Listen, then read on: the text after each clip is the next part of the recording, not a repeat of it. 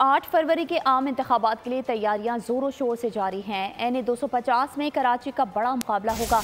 NA 250 से MQM Pakistan के सरबराह doctor Khalid मकबूल सिद्दीकी, जमात इस्लामी के अमीर हाफिज नईमुर रहमान और पाकिस्तान पीपल्स पार्टी के ख्वाजा सुहेल मंसूर मद्दे मुकाबल होंगे।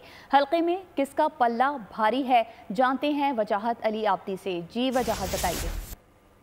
देखिए, इस वक्त मौजूद है हल्का NA 250 के अंदर।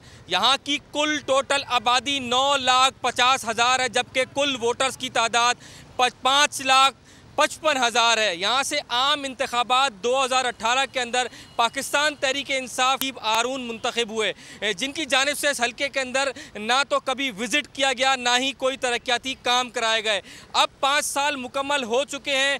2024 के 8 फरवरी को इलेक्शन होने वाले हैं। यहाँ से MQM पाकिस्तान से डॉक्टर खालिद मकबूल सिद्दीकी, जमात इस्लामी से हाफिज़ नईमुर रहमान, जबकि पीपल्स पार्टी से ख्वाजा सुहेल मंसूर इलेक्शन लड़ेंगे।